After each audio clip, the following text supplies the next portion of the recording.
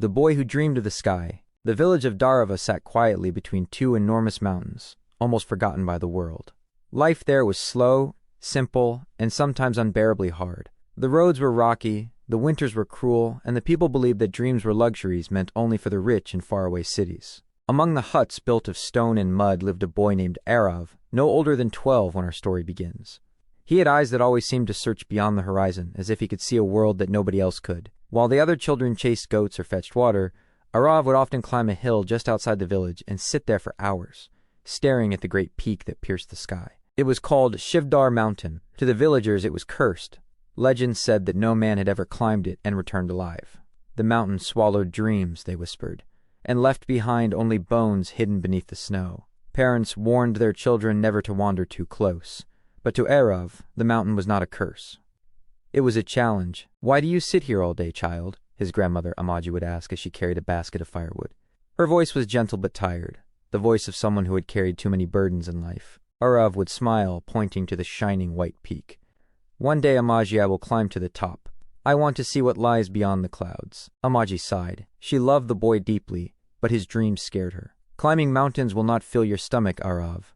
People who dream too much end up hungry." But Aarav's hunger was not for food alone. It was for discovery, for freedom. Each night, when Amaji lit the little oil lamp, Aarav would whisper to her about the cities he imagined, about ships that crossed oceans, and about stars that guided travelers in the dark. Life, however, was merciless. Aarav's father had died in a landslide when he was only 5. His mother had fallen sick and followed soon after. Amaji, though old and frail, raised him with all the strength she had. They survived on her weaving and on the little vegetables they grew outside their hut. In school, Aarav tried his best, but the village teacher rarely encouraged him. "Daydreamer," the teacher would scold.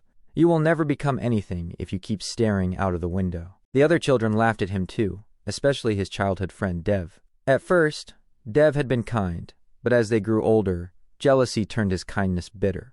Dev was stronger, taller, and loved by the villagers because he helped his father in farming. Aarav, with his thin arms and wild dreams, looked weak in comparison. One afternoon, as they played near the river, Dev sneered, "You think you will climb Shivdhar? You can't even climb this tree without falling." The boys laughed, pushing Aarav until he slipped into the water. Soaked and shivering, Aarav walked home, but he carried no anger in his heart, only determination. That night, Amaji found him scribbling on a torn piece of paper with charcoal. "What are you writing?" she asked. "I'm making a map," Aarav replied. "If nobody believes in me, I must believe in myself." Amaji touched his head lovingly.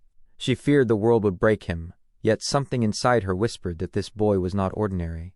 As years passed, Aarav's dreams only grew louder. He read every book the village had, begged travelers for stories, and studied the shapes of stars. Sometimes he would climb small hills just to test his strength. Each fall left him bruised, but each bruise taught him to rise stronger. The villagers shook their heads. "He is foolish like his father," they muttered. "Dreams killed his father, and they will kill him too." But Aarav had stopped listening to them. He had already made a silent promise, to himself, to his parents' memory, and to the mountain that waited for him. One cold evening, as the sun sank behind the hills, Aarav stood on the riverbank. The mountain glowed in golden light, silent and mysterious.